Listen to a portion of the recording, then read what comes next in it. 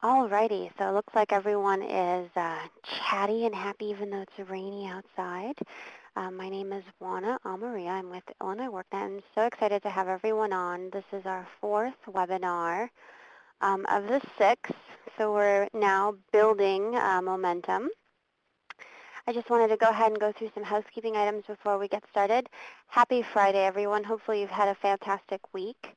I know it's been pretty rough for all of us over here, so hopefully you've had a better time. For those of you that are new to the webinar, this is a part of a six-part series on social media in the workplace, and this is what I call my Social Media 2.0. We did have this webinar series or a version of it 2 years ago when it first started, and we're happy to upgrade it, and this is done in partnership with Southern Illinois University, the Workforce Education and Development Center at Carbondale. So we're really happy to do this with them as part of their undergraduate program. And we have some fantastic guests on, and so I'll go and get that started as soon as we go through. I also wanted to, for those that are new on the webinar, go through some housekeeping items with the actual webinar. So up at the top on your left-hand side, you're going to have a note, and this is for you to call into the conference call number. It'll have the number that you have in that reminder notice. And this is in case your internet speed is slow or you have issues hearing. This way you don't miss out on any of the webinar due to that. You can just go ahead and call directly into the conference call number. Beneath that, you have a chat, and this is a really great place to ask questions. Tell us, wanna speed up, or JD, what do you mean by that? And it's also a really great place to be able to share your own experiences and tips with your fellow participants. And this is actually part of maybe the bigger part of where the learning happens for individuals or for participants on the webinar, because so many people are in a different place in their social media expertise or process. So it's a really great place to network. And then we do encourage you to take that conversation onto our LinkedIn group, and we'll tell you all about that and the benefits of that later. You also have the documents from all the webinars, including this presentation along with JD's presentation in the file share. All you have to do is select the file name, and then you can save it to your computer. You'll have a new browser window that pops up, and you'll be able to save it. To the right of that, we have some questions for you, and this is just for us to be able to gauge where you're at. Some of you may be gurus. I see some clicks on gurus. Good for you. It's always exciting. And some of you may just be doing social media for your own personal use. So it'll be good to kind of get a gauge on that. And so with that said, I'm going to go ahead and get started. Please go ahead and fill out the polling pods so we have a good idea of where you're at in your process. And I'm going to go ahead and unmute JD to make sure that he's all good to go. JD, are you there? I am here. Good morning, everybody. Good morning, JD. We're really excited to have you on. I'm going to go ahead and just go through the webinar overview. So this is really, as we start talking about social media, and we do this in the workforce place, sometimes we have some restrictions with the various networks.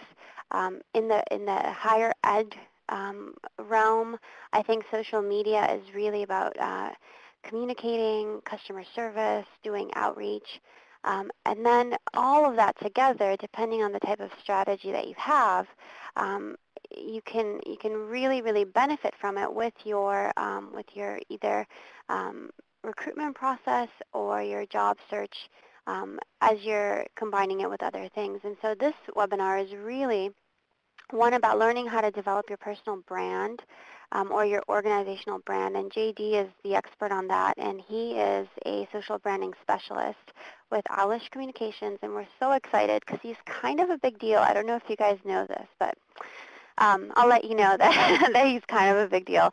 And then beyond your own personal or organizational brand, we'll walk you through some of the free job boards on Twitter, some ways to post to really make that connection with whatever you're seeking.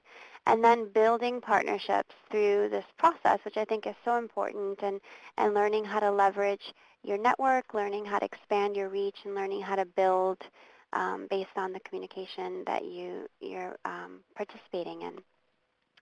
Here's a look at who we are. So I am Juana Amaria with Illinois WorkNet, and I'm a workforce development specialist. And WorkNet is sponsored by the Department of Commerce and Economic Opportunity through the Workforce Investment Act. So for all you WIA folks, go ahead and give us a shout out, and you can say hello or raise your hand or whatever you want to do. We're kind of endangered species at this point. And then you have a photo of JD, and I'll go ahead and have him kind of introduce himself. What's really funny, JD, if you don't mind, before I let you jump in. Go right ahead. I was at a meeting with this woman, Shelley Ning, with the Asian American Business Expo, and we were talking about all types of stuff. And I do my WorkNet demos, and I let people know how cool we are and all this cool stuff we've got on there. And she saw my social media stuff, and she's like, oh, well, you know, JD was presenting at our conference, and he's just so this and that and that. And she was going on and on. I'm like, why do I keep hearing this guy's name everywhere?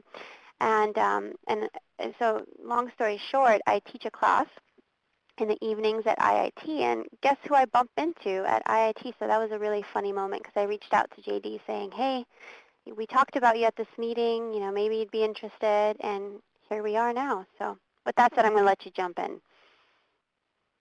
With that said, cool. Well, I'm delighted to be here with Illinois WorkNet, and I believe very strongly in giving people in all walks of business the tools that will empower them on LinkedIn. And I'm one person who really embraced social media from the outset and kind of made it my own. And since I started doing this full immersion, I've encouraged people to develop their own take on this and inject their own personality into this. So I come to you today really from the position of a correspondent who's been out there in the trenches with people and has sat next to hundreds of people at the computer as they've tried to work their way through some of these things. And I can say that it works when you work it, and it's some of the most rewarding and self-fulfilling work you can do on the Internet. And I encourage everybody from this point on, after the webinar, to attach significance to what they're doing, and you can't help but create positive outcomes for yourself. And I think a lot of it is kind of like what we say to folks in school, you get what you give. And so a lot of this will be based on kind of the involvement or momentum they build for themselves. So very cool. So I'm going to go ahead and just let you know what this webinar session is going to be like. So the first part is just going to go over kind of some tools and some things out there for finding jobs and talent and how that works within the social realm. We'll go over building partnerships with those tools, and then JD will kick into gear with his LinkedIn personal branding information. So the first question that I have for you folks is, how has social media changed the landscape of employment? So I'm going to give you a minute, and I want everybody to jump in here and let me know. What do you think? How has social media changed the landscape of employment?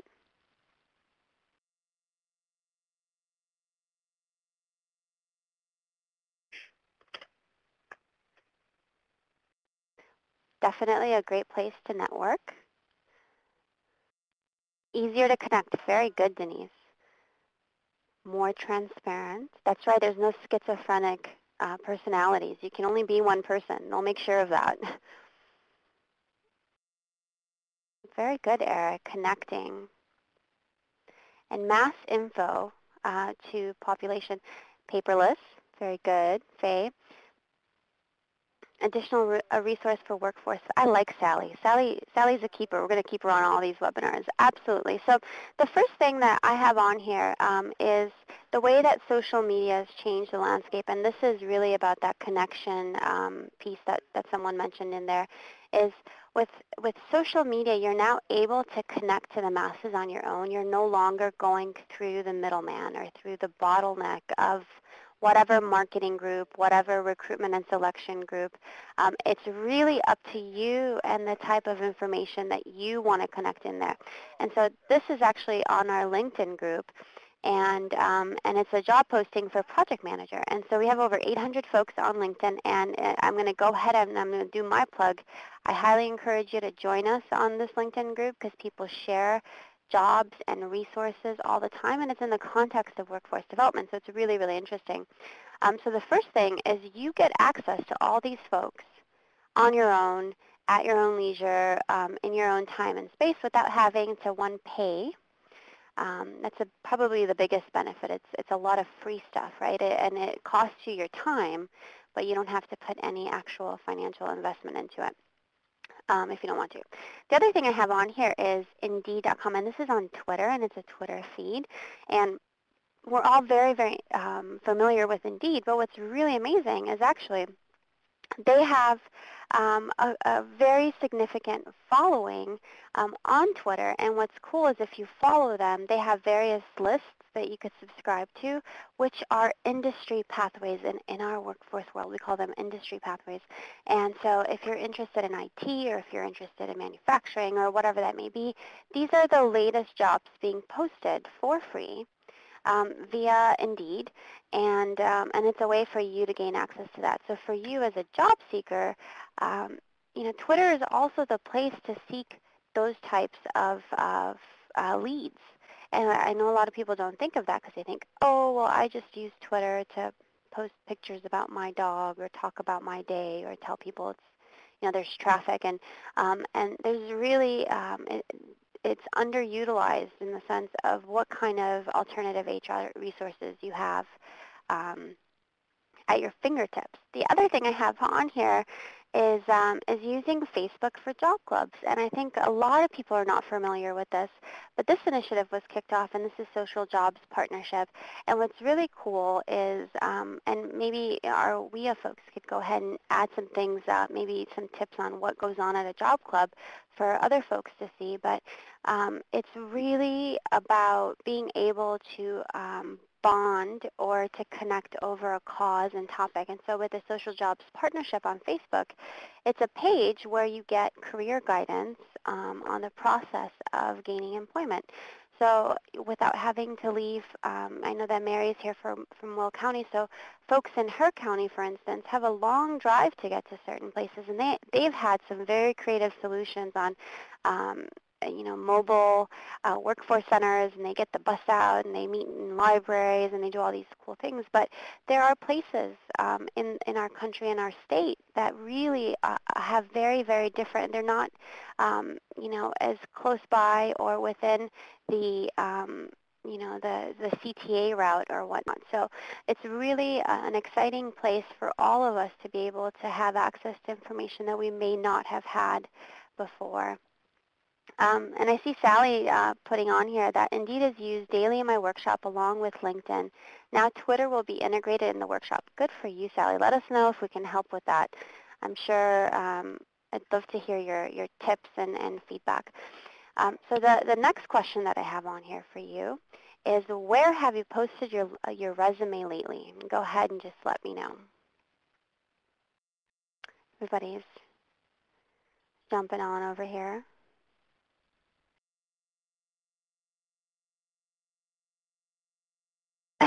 Sylvia, where haven't I posted it? Monica, Indeed, and LinkedIn. Very good. The Department of Veteran Affairs. Awesome, Eric. Illinois WorkNet has some really good resources for veterans, so remind me to send you that information. If you shoot me an email, I'll point you in the right direction. LinkedIn, job boards, career fairs, recruiters, Indeed, Illinois WorkNet. Hugo, you're just trying to make me feel good, huh? JobLink, very cool, Linda. For those of you that don't know, JobLink is a new tool free for employers to post jobs through the Department of Employment Security, and also employees or job seekers can upload their resume and have that matching process be made for them through the Department of Employment and Security. Very cool. So what I have on here is actually, me and my charts. I have a chart that kind of compares the market impact, and they have here market cap of LinkedIn versus Monster. And JD will go through all the various things about LinkedIn and this live breathing document online, right? And how the world has changed from these static type boards, and not that Monster.com isn't around anymore and they're not doing cool stuff. They are. It's just the world has changed, and part of innovation is about disrupting the way that we think or the way that we do things. And so the way that we've changed, on here is that the minute something changes with your experience, with your job, I mean, how many of you get the emails from LinkedIn saying, hey, so-and-so has changed positions? You wouldn't know that from a resume because you don't store these types of things. So it's really interesting how the workplace has evolved, and LinkedIn has been around for, JD, you've been doing this for 6 years. Do you want to say prominently how long have? LinkedIn has actually been around publicly, quote unquote, since May 19th, 2011 when they first offered shares, but it's been around since 2002. Wow. So really, it's been around a while. Early adoption started around first quarter of 2003. Wow. That tells you, we thought we were ahead of the cusp, but they've definitely been around even longer than that. So this just gives you an idea of how the landscape is changing. So moving forward, and I want to go ahead and ask folks, would you go ahead and give us your Twitter handle for those of you that are tweeting out there? I want to know who you are, and I encourage you, you have the information for JD and I. Go ahead and follow us, because, not follow us home, but follow us on Twitter so that we can continue to connect with you, because we share all types of great information, and I see JD's stuff all the time. And very good. Marjorie, I think we're already connected. Dee, good morning, Dee. It's so good to see you on here.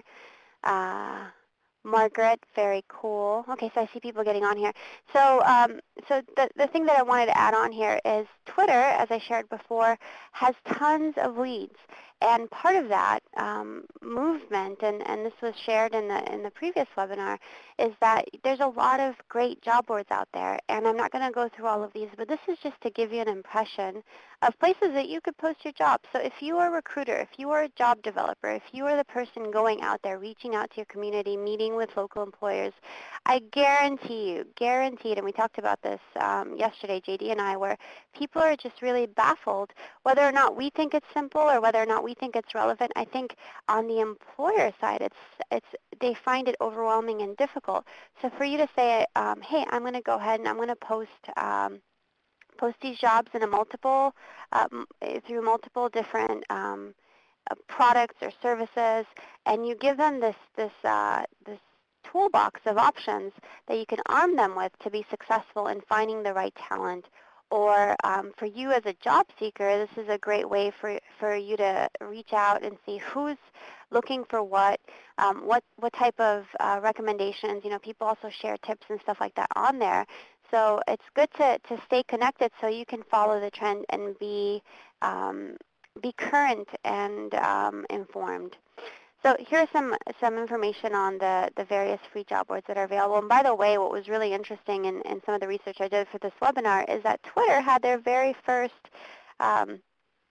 Twitter job fair, and there's some really cool, interesting things out there that people are participating in, and you don't ever have to leave your home. And we'll go through the benefits of doing an integrated, blended approach for you to do your networking online as well as virtually. But this is another option for you to be able to tap into. Now what I have on here is the Illinois WorkNet Twitter feed, and what's really cool, and we share this, and for those of you that are familiar with the WorkNet stuff, we have about 2.5 million hits. That's our average for the past program year. So that's a lot of traffic, and the way that that's defined is it's about 1 to 8 pages that people are staying on. And so what we tell employers, and my business service teams know this, is we tell them leverage this traffic, leverage this type of interaction by following us on Twitter, posting your jobs, through Twitter. If you follow us, it'll get, the feed will go through our integrated Twitter feed. And this is a way that you get access to post your job and have it displayed on Illinois WorkNet. And we have it prominent on the pages where job seekers would be looking, or whatnot. So it's really, really interesting. The other suggestion that we give people is go ahead and follow us on Twitter, and then use that to promote your website, to promote your programs, to promote your event, right? It's about customizing that message. You have another opportunity to be able to leverage technology and leverage the usage of Illinois WorkNet for the benefit of your business or program. So one of the job boards that I have featured on here is Tweet My Jobs, and it's just really cool to, and you'll go through it, and a lot has changed, and so the way that it works is, you just follow their hashtag, and you can visit, all those links are live there. Subscribe to the various channels, and those are available under the lists, and then you could figure out and specify which cities you want to have notifications for, and the type of information that you're looking for. So that's just one. The other one that I have on here, and I've kept, this was actually part of our previous webinar series, was Job Angels, and it's a Los Angeles group, and it was this grassroots movement. And what I really like about this, and they have about 20,000 followers or whatnot, is that the truth is when people are in the process of looking for a job, truthfully, it's pretty scary and pretty hard times for people. And to have groups out there that are really joining forces to be able to say, hey, we're going to do what we can to get you placed in a job. And it's a grassroots movement helping the unemployed find jobs and making that match. And so it's just really cool to see stuff like that out there. So it's out there. We're sharing with you so you can be encouraged. And the other thing that's very new with Twitter in the HR realm, and I really encourage you to watch this video. This PowerPoint, along with JD's PowerPoint, by the way, is in the file share, and so all of those links are live. And so brand new since the last webinar is Twitter now has photos and videos, and it's all connected with your YouTube channel or whatnot. But what's very cool about this is an employer doing their pitch and their hashtag is Dream Job, and you can look them up. It's a 2-minute video. Super cool way to say, hey, this is why we are a great employer. This is why you should come work for us. And it's a pretty easy way to do things these days. Technology has made it very simple for us to create videos and to be able to share them and make it go viral. And so what I encourage, and JD will give some tips on this later, you as a job seeker, why not do your 30-second pitch about your strengths and your skill set as a video, and be able to really highlight and differentiate who you are as an employee and why you stand out of the crowd. And it's just one more way for you to be able to say, hey, this is me, this is what I can contribute to you as a business, just like they on this video are telling you what they're going to be able to contribute to as an employer. Now, my really cool story, because I always like to share, with us, we're all about success stories. What's a really good example, because most of you are saying, yeah, right, I'm not going to go through all this to make a video, to do my elevator speech and whatnot. But a story I wanted to share with you is actually based on an NBA fan and how they got a job via Twitter. And what's cool about this story is the 76ers, the Phillies, basically had this campaign out there wanting to figure out who would, and let me know if you all have heard the story before, but they were trying to get people to vote on who the new mascot should be, and they had the options between the Philly Moose and the Franklin Dog, and this 22-year-old, two young men, decided to take it upon themselves to create Twitter accounts for the two mascots and create this social media marketing campaign over the weekend. So they were at a game, and get people to vote on the mascots. And they had this crazy following, got a lot of commotion, and the 76ers didn't like it. So this was a Friday, and they requested, if you don't want our lawyers to call you, go ahead and give up the accounts. You can't do it on behalf of the team. But by Monday morning, they were offered jobs doing social media with the team. So if you could hear me out in the sense of saying, stay encouraged and be encouraged to do creative things, because they really do matter, and it really does get rewarded. And so these young men and their entrepreneurship spirit got rewarded, and they were placed. One of them was interning at some other marketing place, and they got placed and gotten a job. So if you're curious, go ahead and read that story. I thought it was very cool, and there's tons of other stories. There's stories about people using Facebook ads with very specific segments to say, the ad is me and what I can do for you as a company. So very cool ways to kind of get around the competition of the market. So tips and tricks. The first one that I have on here is conduct a people search instead of a job search. This is really important, and the way I always kind of put it out there is find your champion. And in the world of We Works, we always talk about career pathways. Figure out how they got to be who they were. Who do you want to be when you grow up? And you could be 75 and still trying to figure out who you want to be when you grow up. And the way that you're going to figure that out is you're going to find somebody that you think, hey, this is a really cool job. I really like what they're doing. And then figure out how they got there. Reach out to them and say, I'm interested and I'd love to pick your brain. More likely than not, people are really willing and able to do that. The next thing is use search engines to track employees that currently work there. And you could do that various ways. You can do, do Google searches, find out how Googleable you are. You can do it via LinkedIn. You can do your homework on people. Do your homework on the companies so that you can really have an understanding of that role or that company culture, and it will all benefit your job search or the types of things that you think you may be looking for until you realize maybe that's not a good fit for you. Connect with the person directly. And as I was saying before, people are really willing. Do it in the 15-minute window of, hey, would you mind getting coffee, or would you mind if I asked you a couple questions? More likely than not, people are open to that. I think you have to be mindful, and you have to be, careful about, how many times you reach out to somebody or whatnot if they're not responding. But overall, I think people are pretty open to answering questions and reaching out. Here I have the attraction-based marketing to get job offers, and this is just based on the whole video or ads or whatnot, the guerrilla marketing technique to get your name out there. Be proactive on Twitter. This is really, really important, and those of you that were on the previous webinar, a lot gets lost in the sauce, right, on Twitter. And so what's important is to be able to do those keyword searches, to be able to follow those folks that Dee and I went through and told you, here are the people that you need to kind of get, connected with, so you can have your ear to the ground and find out what's going on in that world.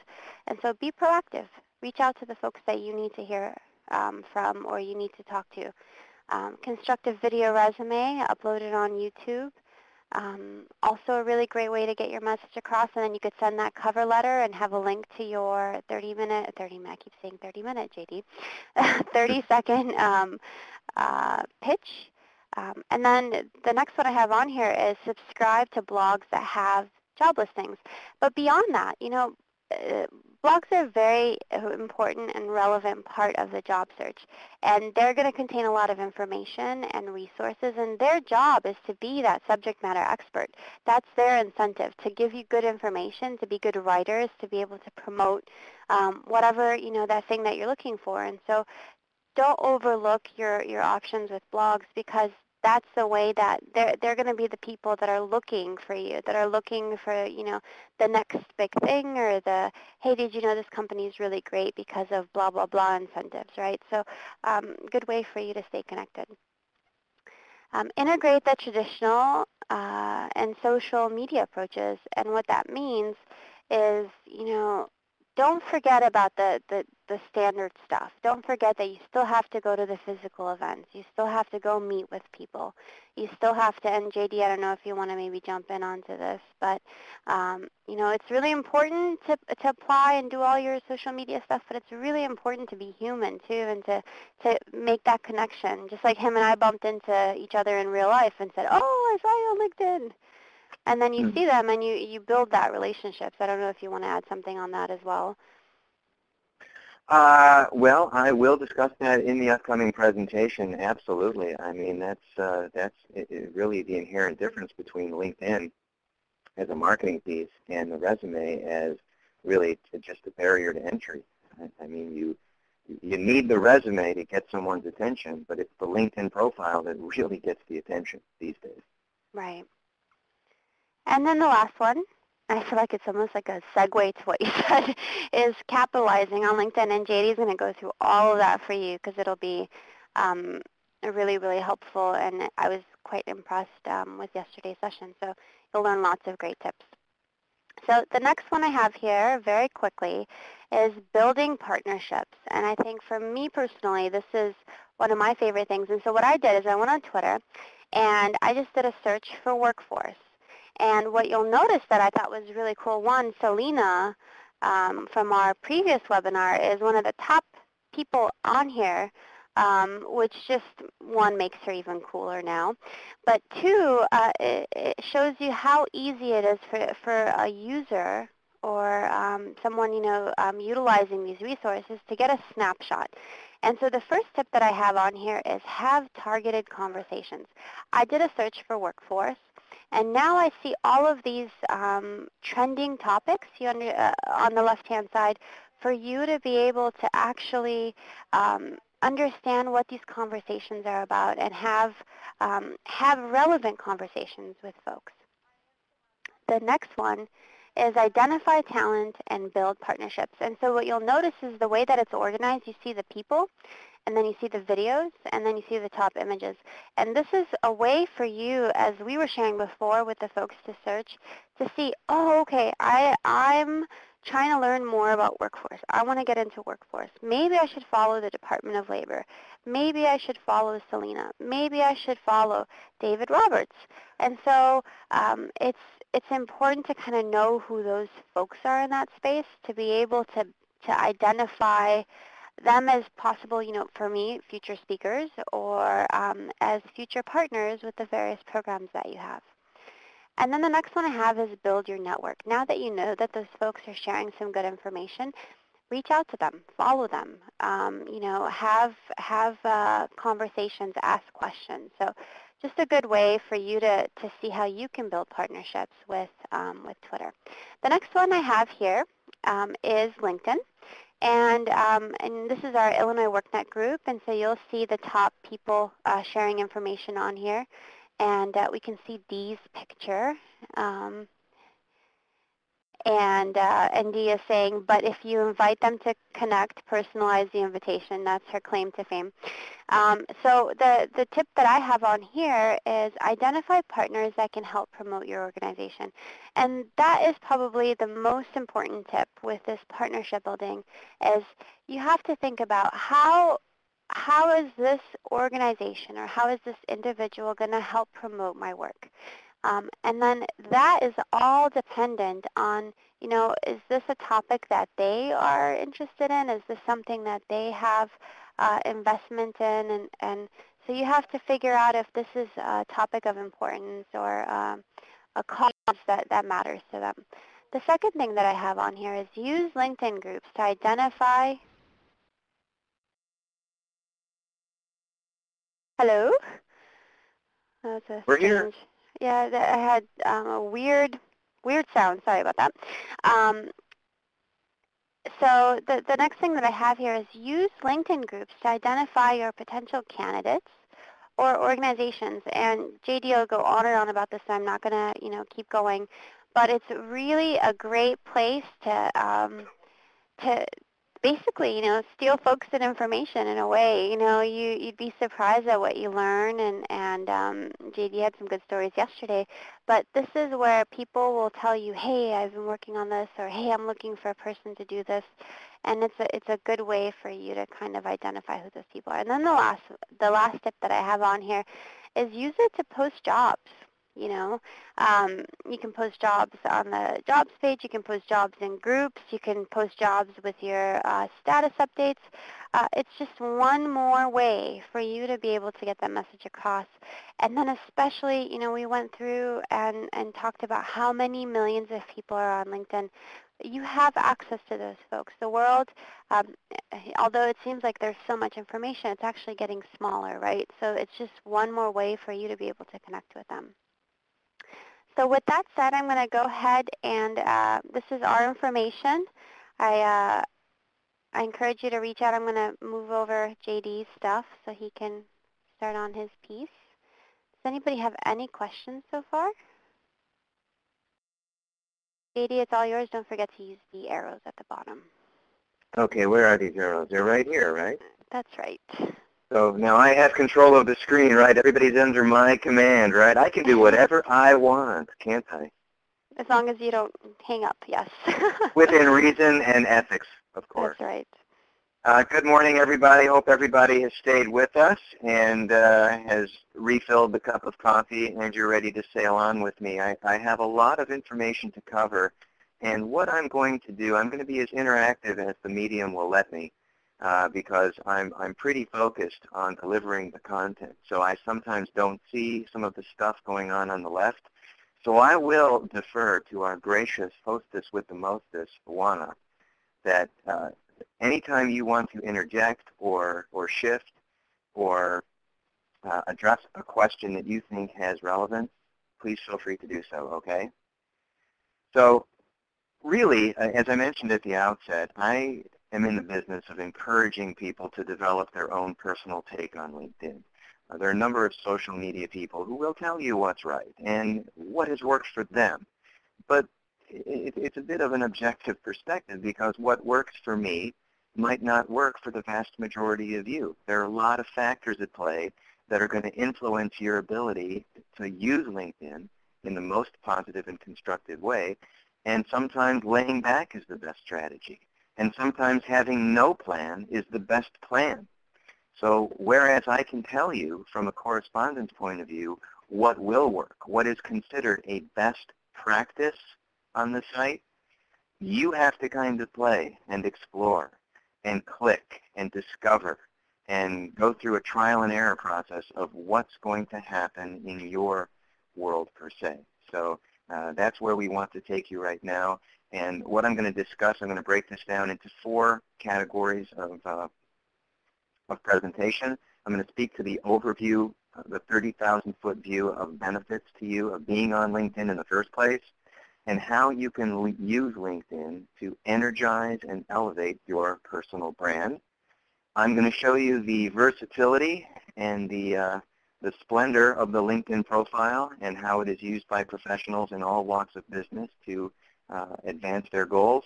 And then we're going to talk about monetizing LinkedIn. And obviously monetizing LinkedIn for many people at the other end of my talk here is to find a job.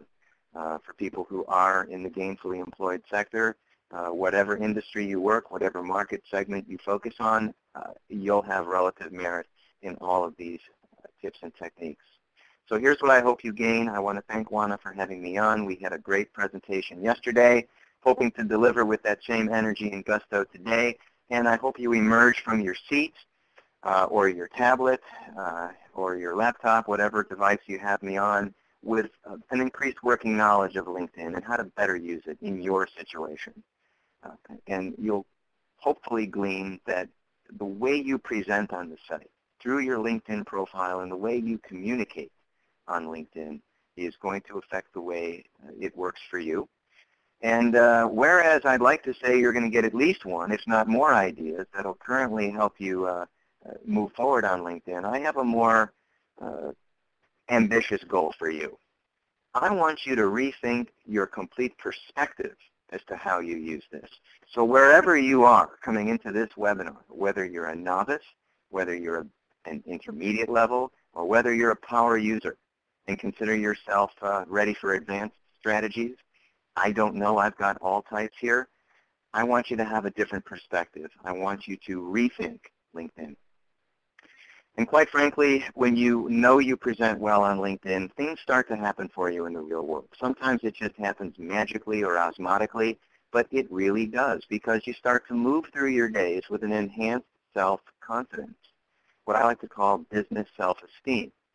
If you don't present well, and in an internet society where everything is being driven to social networking sites for human research, including research on people, what do you currently have on your LinkedIn profile that awaits visitors to your site? If you present well and you know it, you kind of walk around with a little bit more professional swagger in your day. What I like to say, your behavior is positively impacted. You just seem to look better, dress better, carry yourself better, comport yourself more professionally. And people notice this. And that adds to brand building. A lot of what we do regarding brand building on LinkedIn has to match our real world appearance. We have to walk our talk. And when you state things more confidently, you become perceived more as a thought leader or subject matter expert, and you quite simply feel better about the way you come across to people in meetings. Looking good on LinkedIn and having that profile spit shined is not enough. The real sine qua non of the site is to build a tightly knit, cohesive LinkedIn network. And I'm of the belief that as your network grows, so does the amount of business opportunities you can come across. It just seems to happen. You get introductions to more influencers. You find yourself in more situations where you can have a warm conversation with someone and tell your business story. And that's what we really want, folks. We just want circumstances in which we can tell others our business story. And ideally, they can help us. We can help them because social networking is reciprocal. Let's not forget that. It's a two-way street. You can't put yourself out there in a selfish way and expect good things to happen. You do have to pay it forward. But you just start meeting better people. And especially when you contrast it and compare it with the first slide I put up, that goes into the way your behavior is positively impacted. When you use LinkedIn on a daily basis, you just gain more knowledge. This is a fact. We are smart people on LinkedIn, and many of you are smarter than you think you are on this site. You get in, we cognitively map the internet very well these days. LinkedIn has certainly made a very user-friendly navigation. It's easy to get around. There are any number of sites and places you can go to get timely and relevant business information that you can convert to intelligence and apply in a real-world scenario. And over time, you get to be pretty good at what's relevant and what's not, and you actually feel yourself recognizing an opportunity. And sometimes it's just an opportunity to communicate with someone that you see on the home page of your LinkedIn account, whether they're connecting, whether they're recommending someone, whether they're contributing in a group discussion. You see their names. It inspires you to connect with them in some way, or send them a message, or as Juana said, consider the cup of coffee. Whatever, you start to acclimate more into LinkedIn culture, and you can join in the conversation. We in social always talk about conversation. And how does one emerge with a personal brand? Much of what happens in branding lies outside our control. But there is a way that we can go through our days and work on our brand. And you hear a lot of this today in social, and certainly Juana has talked about building a brand as well. And that's the real inherent beauty of all of social media, is that it contributes to this process of creating an asset. And your personal brand is without a doubt your greatest asset. And on LinkedIn, yes. Sorry. Ruth here has a question, and she says, could you give more concrete examples? Of what? Of how it can really basically, create that asset for you, or how it alters that income, like the before and after. Well, we're going to discuss that. Very good. Okay, so sorry, maybe I I'm cut getting in to too that. soon.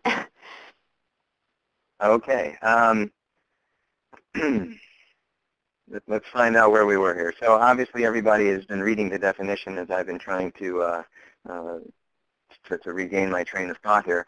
When you start, a concrete example as to how you move in the real world, when you start meeting people, when you start inviting people to connect, the way your appearance, your wardrobe, your dress, your eye contact, your body language, what you write, how you write it, what you say, all of this builds brand. This is how these are the composite elements of personal brand, which do require micromanagement. So the more you tell people you are an expert in the field of logistics or supply chain or marketing or sales or business development, selling the product, providing the service, the more you discuss that, the more you are perceived as a subject matter expert, and that is what builds brand over time. But the best definition of brand I've ever heard is, quite frankly, on this slide. And this came to me during the course of a LinkedIn discussion on what is the definition of brand, and everybody started to kind of run over their words with the same types of thoughts. And someone said this very innocuously in the discussion, and I liked it. And I stole it, and I'm using it uncredited. So concrete examples of how we generate LinkedIn brand awareness on LinkedIn, obviously through how we represent on our LinkedIn profiles, the places that we are steering people on our LinkedIn page, because as we know, if people are checking us out on LinkedIn first before they get to a primary website or a resume posting site, they're going to see these links anyway. All roads go through the LinkedIn profile. It obviously behooves one to have all of the pertinent outbound links on the site, and in an email signature, on a business card, on the resume, on the handbill, anything you're leaving behind for someone at a company, you want to make sure that they can get to your LinkedIn profile. The more you participate in groups, the more affinity you have for community, the more of yourself you put out there on the site, the more you build brand. The ways in which you communicate, what you post on your status updates, how you email, how you leave voicemails, these are all pieces of building brand that really amplify you and create prominence in the minds of other people. And then, of course, real-world evangelization, which means you've got to walk your talk, folks. If there's really good stuff about you on your LinkedIn profile, and humanized content, of course, within the scope of reality, of human achievement. I mean, you don't want to create the illusion that you do walk on water and you're arrogant. You do want to bring humanity and energy into your profile, and the more you embrace that and the more congruent your message is in real world, you'll build brand that way as well.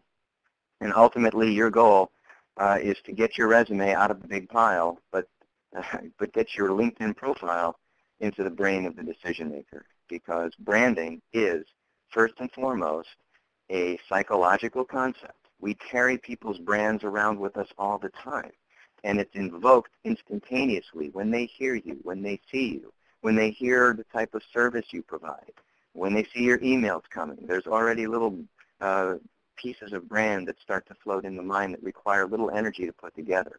And by building it and becoming positive in the minds of others, you get remembered.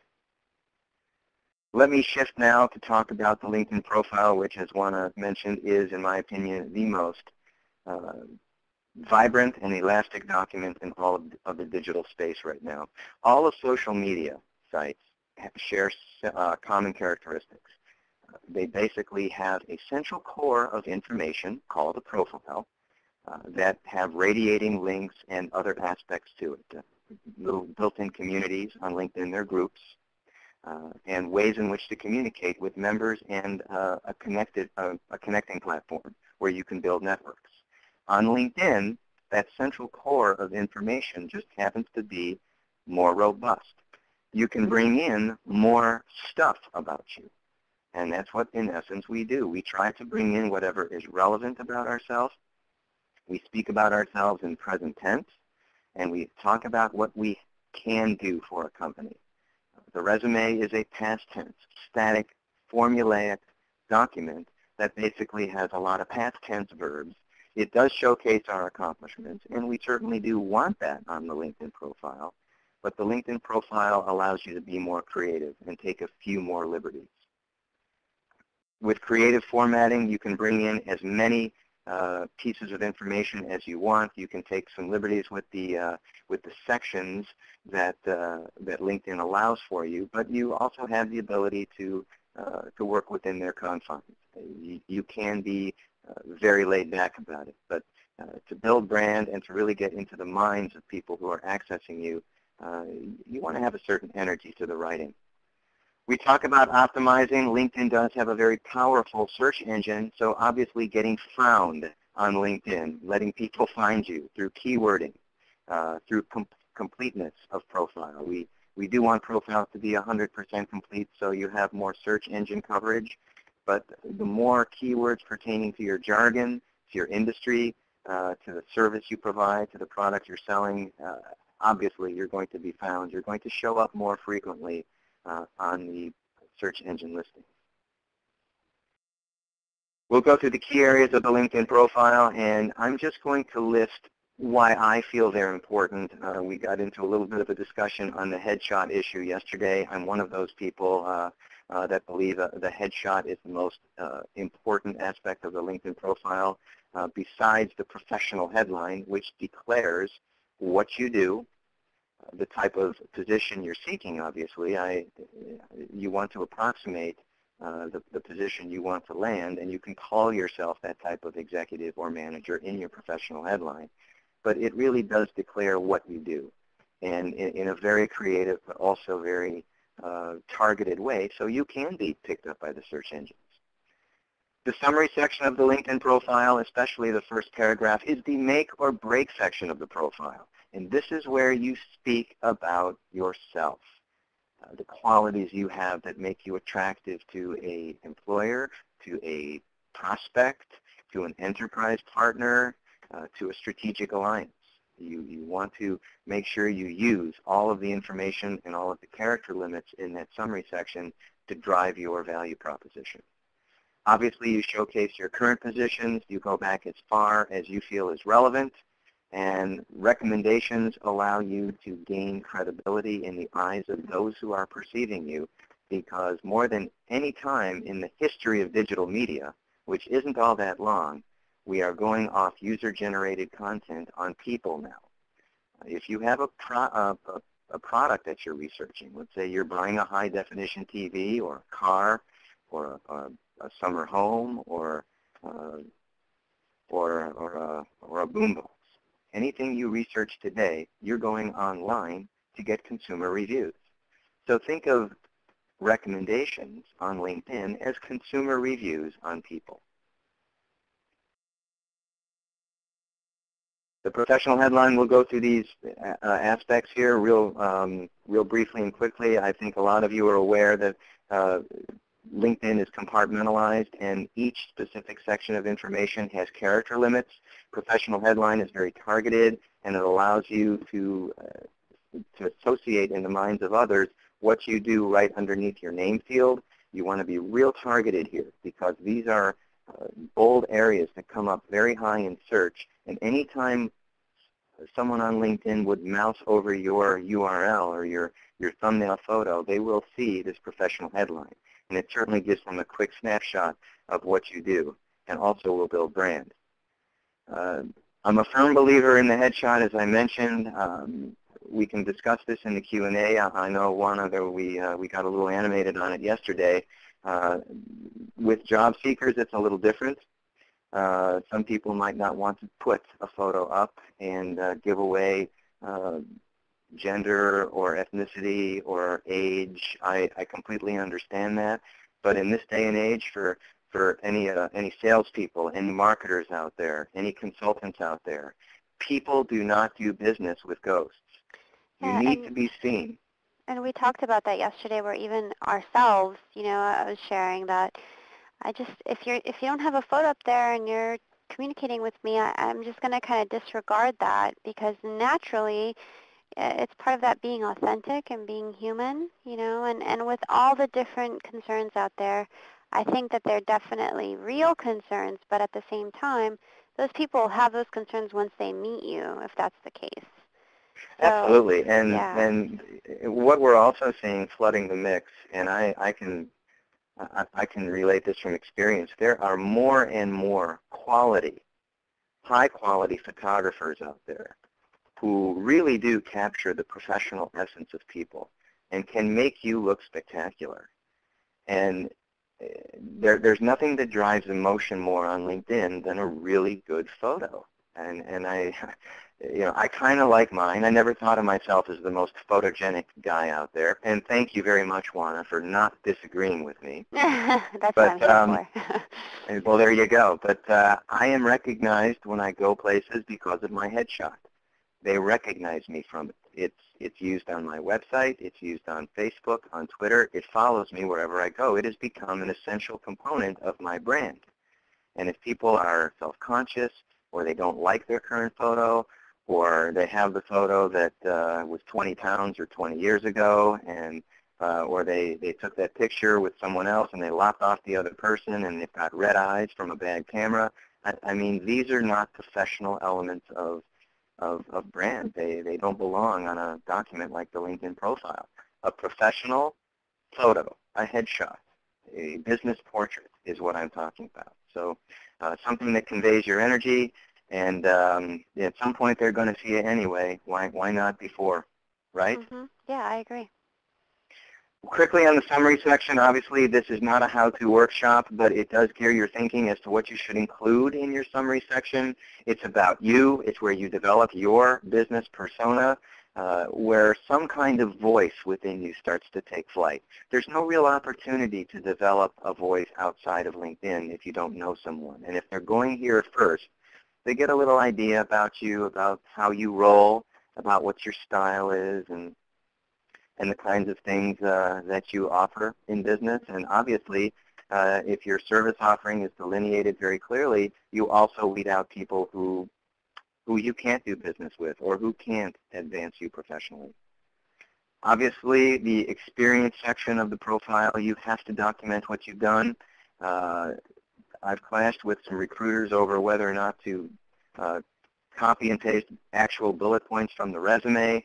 It's a common practice. I find it a bit redundant. I like when people inject themselves into the narrative of their own experience and chronicle what they've done. Tell people what they've done in story-like fashion. Good social media is digital storytelling, in my opinion. And obviously, the best things you've done should be showcased and the most relevant positions as well. So go back as far as you deem is enough, is far back enough, and roll from there. When it comes to gaining LinkedIn recommendations, you're not looking for just John is a good guy or Mary takes a great lunch. You really do want words from others that are engineered to sell you. And recommendations, contrary to what anybody thinks of them these days, whether they're artificially inflating someone's worth, they are being read. There's much more emphasis being placed on a good, sound recommendation. And especially if it's from someone with a good corporate pedigree, someone that you have worked with. You want recommendations from your best clients if they're willing to do that, and if you're first-degree connections with them, because you do have to have recommendations from first-degree connections only, from colleagues, from former bosses, from subordinates. You want to ask people who can definitely speak to your qualities without question. And when it's warranted, you also want to write one for them, because the recommendation platform is one of reciprocity. I'm going to whistle through these, Juana, so we can get to questions, but I like to talk about the 9 essentials of monetizing LinkedIn. First and foremost, it comes down to how you present on the page. So number 1, obviously, energetic self-representation. Your LinkedIn profile is going to dictate the way you operate on the site and will have a definite impact on the way you operate in business professionally off the site, without question. When you communicate, you want to be courteous. You want to be cordial. You want to be diplomatic. You want to be ethics-based. LinkedIn is a politically correct forum, and you wouldn't ruffle feathers in real life. You don't do it online because that stuff gets noticed, and there's no quicker way to destroy your brand than by doing something unethical or acting out of integrity. Obviously, you want to bring people into your network who can help you, who you can help, who are prospects, who are existing clients, who are people who you just really enjoy having around you in professional circles. Because these are people that may one day become strategic partners for you. They can refer you to people. And how you bridge the gap between connecting with people and the pace at which you build your network is unique. Some of you might be on the left, more open networkers, which means that you're pretty accepting of people when they invite you. There's not a lot of hoops you're going to pass them through. You're pretty much connected at the time the invitation is received. Contrast that with being a closed networker, which is going to impact how quickly you build your network. You're going to be more guarded, more close to the vest about people who you don't know sending you invitations. So these two factors, your what I call social networking tolerance and the velocity at which you build your network, is going to determine the level and strength of your directory. From your network, you want to pick out certain connections that just stand out for you in business, who can do things for you, who can make things happen. Some people might call them rainmakers. But these are people who you know, who have been vital parts of your professional development, and if you need them to help you, whether you're moving forward in a job search, whether you want introductions to prospects or influencers, this is how you really grow a network. You'll meet more people through these people. They will bridge the gap for you. And the quality introduction, as opposed to just the generic John meet Mary, Mary meet John type of introduction, that's what really drives brand as well. You're introduced to someone as a service provider, a vendor, a logical candidate for a position, or someone who can truly fit the bill to make other things happen for people in business. And that is a very diplomatic platform. Once you're introduced, then you have a certain etiquette-based convention that you must follow. You want to connect with someone first. You don't want to start selling yourself too quickly. You want to build up a little conversation equity in the process. Juana has referred to the LinkedIn groups. We could do a whole webinar on LinkedIn groups, Juana. I mean, it's such a vast and evolving topic, but I will say that the LinkedIn groups are where the magic happens on LinkedIn, without question. Would you share a little bit about just making sure to participate in the groups that you join, and kind of the importance on that? Absolutely. People join groups for different reasons, and there's all sorts of groups that you can join. You can join them out of, obviously, professional interest, target market, primary market, secondary market, other areas of business that interest you, hobbies, interests, alumni organizations, religious affiliations, sports teams. If you type anything into the search engine and search under groups, you'll find some groups to join. And the more you participate in these groups, and participation also includes just logging on and listening to the discussions, eventually something might tickle your sweet spot and you will feel compelled to join into the discussion. And once you cross that chasm and get into the area of communicating on LinkedIn, that can open up whole new doors for you. The more intelligence you bring, the more value you bring to the conversation, the more you will be rewarded by interesting business people who want to connect with you for whatever reason. And especially if you have great LinkedIn profile content waiting for them, because invariably when you start saying smart stuff in the groups, you're going to be reviewed and researched. You want to exchange recommendations with people who it's worthy for you to exchange recommendations. We talked about it a little earlier on, but one of the great words out there in branding is trust. Trust is obviously the key in social networking today. People don't do business with people they don't trust. And how does trust enter into the picture? Well, you can only defend yourself to a certain point. It's what others say about you. that really drives that notion. You want to conduct research. I know many of you are doing this already. LinkedIn is without question one of the top business research platforms out there, certainly on people, but on products or services. If you can find what you're looking for from a product, service, or company end, you're ideally going to find places on off of LinkedIn where you're going to be directed. The groups is a great place to conduct research as well. We'll go back to the group participation. You'll learn about industry trends. You'll learn about your clients' pain points. You'll see people flow back and forth on companies, and that may be an entree or spark a connection with someone who might be able to refer you into a company to speak with a decision maker. So all sorts of research, way beyond the scope of a 30-minute webinar that we can get into right now. But what we try to do is take what we see on the computer screen and make it intelligent. So it's not just information and data. We really now have something we can use. And that, again, a behavior and psychological concept. And by creating emotional intelligence and really catering to the emotions of the people with whom we're trying to connect, that's how we deepen engagement and ideally advance us toward our goals.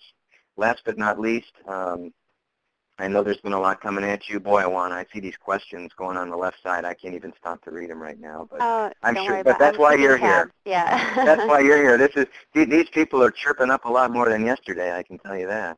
We got a good crowd here. But I will say that having built a livelihood solely on LinkedIn and teaching people to cite, I can tell you that those who are achieving whatever it is, whether they are gainfully employed, whether they're executives, entrepreneurs, professional service providers, salespeople, or job seekers, whatever the case may be, you can't gain anything from using this site unless you have a great attitude about it.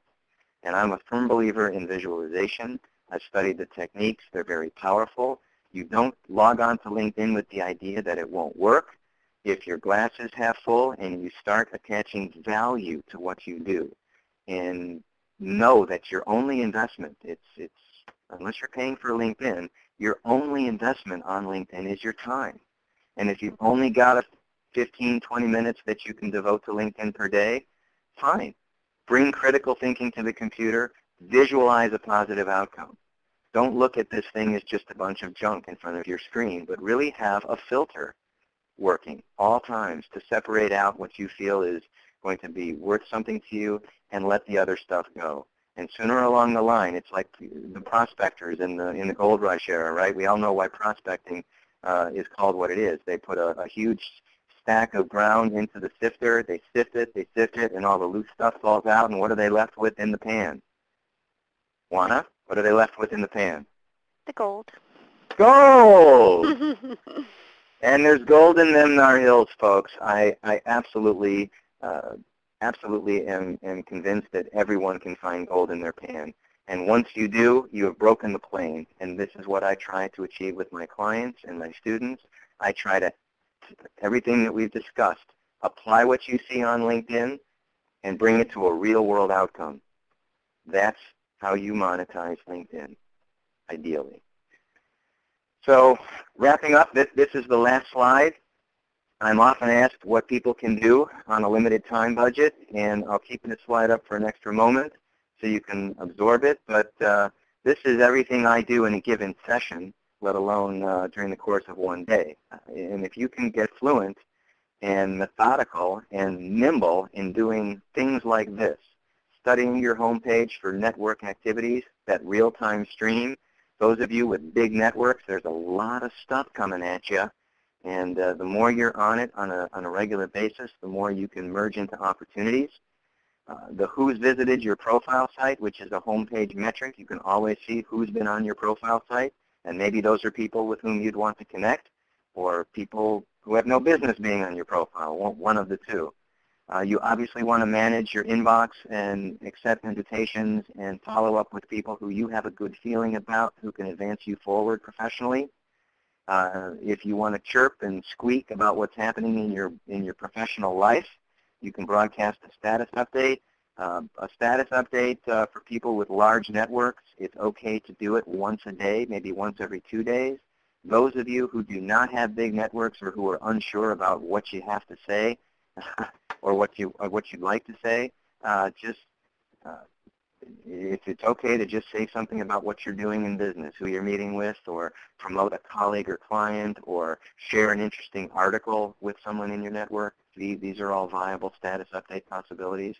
And also, if you're seeing someone that day, if you've got appointments with prospects, with existing clients, check their latest activity. If you're meeting someone at a company for a job interview, obviously you want to come in with your homework and check the profiles of the people you're going to be meeting with. So these are ways that on a daily basis you can incorporate into your life and make LinkedIn a little bit more pleasurable and really make it work for you. I know that's a bit of a cliche, but this is an instrument unlike no other in business. It is really transforming people's business lives.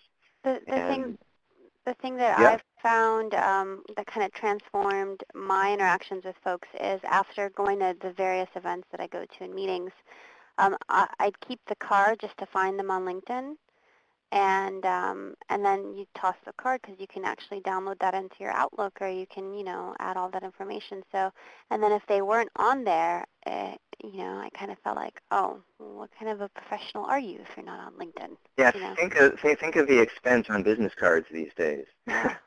I mean, people are spending on these raised thermo stamp cards on great paper, and you hand it to someone, they get home, they do what you did, they input it into an application, and they toss the card. Absolutely. Yeah. I think the business card as we know it is becoming extinct, and can the resume be far behind? I think you may be onto something with that one. So resume muncher. That's right. So there's all these questions on here. Do you think we're ready for some Q&A, JD? Let's go with the Q&A. Alrighty, we're gonna switch over. You've got our information out there. I see all these folks sharing their LinkedIn.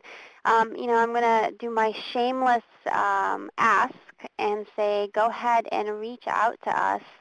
I'd like you to go ahead and ask to connect to JD and I on LinkedIn. And then all these wonderful folks helping you out through this process as JD was going through his points, they're on our LinkedIn group. So go ahead and jump in.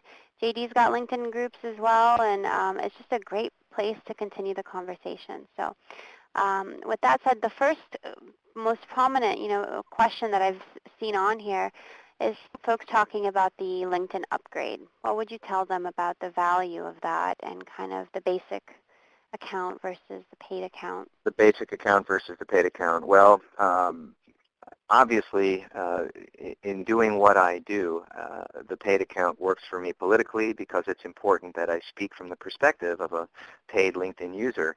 But I can unequivocally tell you that you can accomplish anything on LinkedIn without paying them a dime. But like any other technology or product or application, the more you use it and get comfortable with some of the features, obviously you kind of hit a little bit of a space where you'd like to have that enhanced capability. And that's what LinkedIn is trying to do. Obviously, they're in business to make money too. They need revenue streams. So they give you a very nice teaser of certain things, but then if you want the premium stuff, you have to pay. And in my case, the tipping point was I wanted to know everybody that visited my profile instead of just the 5 people that you get with the free LinkedIn account. So when you pay for the baseline LinkedIn subscription, you do get to see everybody that's visited your LinkedIn profile. And you also get enhanced search capability, and you also get expanded in-mail capability. So if you're the kind of person who is going to start really enthusiastically building a LinkedIn network and taking this thing out for a test drive every day, it might be worth looking into subscribing to the site. And that's it also becomes a bit of branding because you get a logo on your LinkedIn profile, an orange IN LinkedIn logo that states to people you're a paid LinkedIn user. It's almost like when you're in high school and you're sitting at the right table, right? You're in. You're in. You're in the cool crowd. Yes, that's right. There are other questions on here that people asked. This is, and I'm probably not pronouncing this straight, but maybe Lihi Epstein. I have a question for GD. I'm looking for a position in both Chicago and LA since I may relocate if the opportunity is available. What do I do with my profile? I have to put a location. Hi, Leahy. She was at an event I did the other night I for Beat know. Factor. She was telling everybody how fantastic you are. Oh, stop yourself. But geographical position, I'm going to say that a lot of people might skirt over that, especially given the transient nature of business today where most people are relocating or they are based in one city but operate out of another. And these days I'm actually making sure when I speak with someone that they are indeed in the greater Chicago area or greater San Francisco area, because sometimes they'll put the area where their company is headquartered, even though they may operate in a different city. So I guess the rule of thumb here would be wherever you are at the time of your search or your present situation, put that city. I would say your greater Chicago area until out of the Chicago area.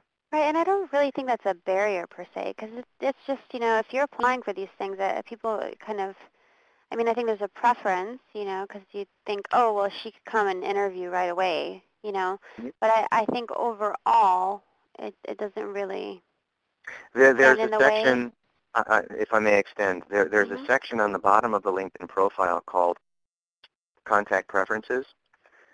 And unbeknownst to people, that's the area where you see looking, what are you looking for, and things like job offers, consulting offers, getting back in touch, inquiries. There's actually a text and a content field there.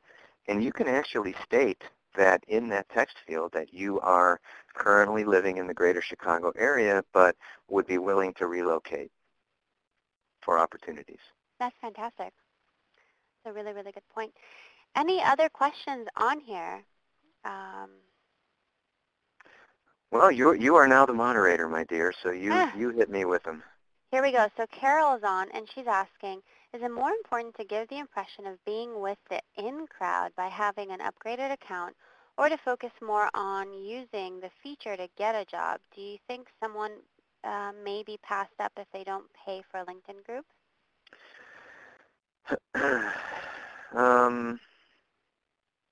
No, I don't think that's really an issue.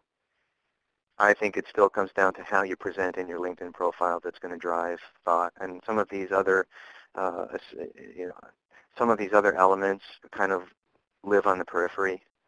I think that these days the people who are really landing good positions with LinkedIn present well and move in the real world and maneuver with influencers and have the content to back it up.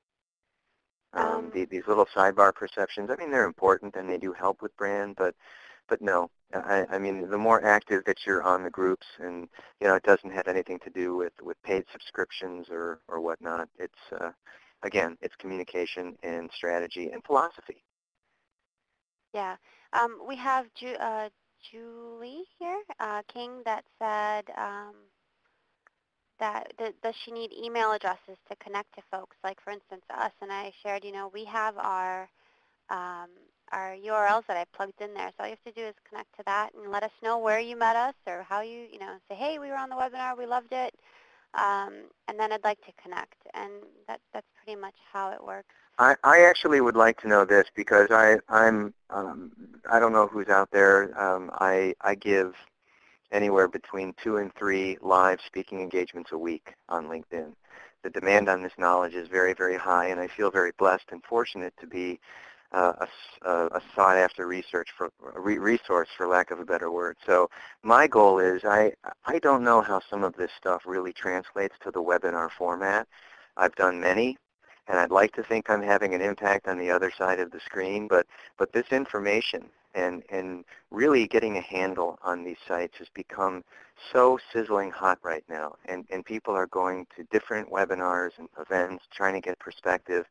And if you're on the other end of the webinar and you did get something that you felt was transformational or will make you rethink LinkedIn, I would hope that you'd let me or want to know about it, because Absolutely. I respect the work that Juana's doing, and I'm very empathetic to people who really want to sit and get command on this thing, because it's powerful when used properly. It really is. Yeah. And the other thing for you folks, because you've asked questions about getting the chat transcript and all of these webinars are recorded and archived, and then we post it on the Illinois WorkNet portal under the social media page, and I'll give you an email as to how to access that. But that's where you'll find these resources, and you'll find it under videos and documents, and you'll be able to watch this over and over again if you need to do so. Um, would you mind sharing, JD, one of the questions over here Cassandra asked, what do you recommend putting on the LinkedIn for current employment if you're currently unemployed? So this is that prime Hmm. property up there at the top. Sure. Well, and I'm sure there are a lot of people unemployed who are asking the same question, and that's a great question because it depends where you are professionally. Um, there's one of two ways to go. There are people who are all out job seekers, and they brand as such, and there is absolutely nothing wrong with the job seeker brand and putting that on your LinkedIn profile. I don't think I advocate putting job seeker or looking for new opportunities in the professional headline. To me, that's just not a good use of the professional headline. For the professional headline, you want to put the position to which you aspire. If you're a CIO or an IT executive, that's what belongs in the professional headline. Doesn't matter if you're receiving a paycheck from a company or not. You're living your position. And by seeing that as your professional headline, it will subconsciously advance you toward a position in that area. If you are a job seeker but yet have emerged from your last position and are doing some consulting, we see this all the time, the interim consultant.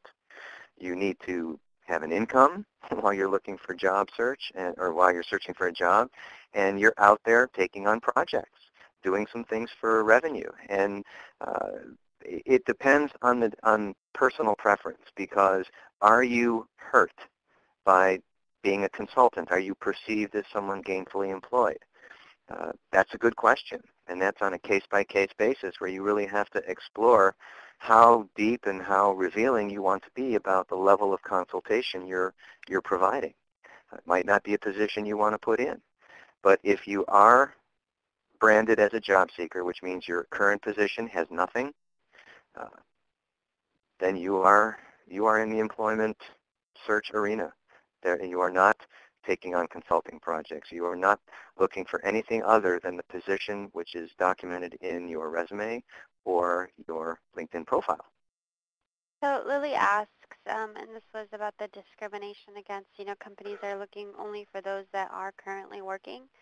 And, we're clearly not here to change the world in an hour and a half. But would you be able to share kind of,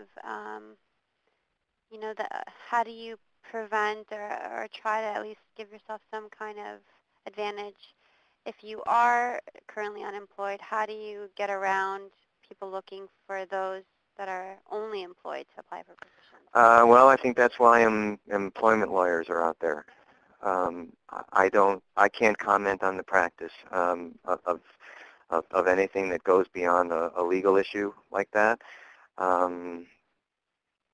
Hard to say. I mean, I saw Dee's comment come up about if you list that you're a consultant, you are employed. Well, okay, I buy that, but I also have run into a lot of consultants who aren't consulting. So I think everybody has to be taken, again, on an individual basis. But regarding applications from people who are only working right now, I don't know. Is that a breach of the law or not? I'm not a lawyer, but I did stay at a Holiday Inn Express last night. Very cool. I think on that note, I just want to remind folks to go ahead and take the poll at the bottom. Let us know if this was helpful. This is really important for us because these are the types of statistics that we share with the folks that pay for this. So that's through Illinois WorkNet and the Department of Commerce, and in partnership with Southern Illinois University Carbondale. That almost felt like, and this is a word from our sponsors. Um, Also, I want to let you know that we are going to send an email, and I'm going to give JD your information as well so he can reach out and say hello. And please do share. Share if this was useful, if this really helped you kind of maybe think of stuff in a different way, or inform your direction. And we'd love to hear those stories. So you can tweet about it. You can send us messages on LinkedIn. You could talk about it in our groups. We really appreciate your interest. Our upcoming webinar is actually about managing your social media image. So it's going to be a lot about creating that communication plan and blogging and all these things. And that's on May 3rd and 4th. And so stay tuned. I'll send that information out. We really would love to have you on. So with that said, have a wonderful weekend. And JD, thank you so much. And My pleasure. it's Thank been you. really, really fantastic. I'm glad that we got you on the record, and now we've got all this awesome information to be able to share with folks. So I really appreciate your willingness to do this. My pleasure. I hope you folks out there found it a valuable use of your time, and look forward to speaking with you soon, and all my best to all of you. Thanks so much, everyone. Have a great weekend. Goodbye.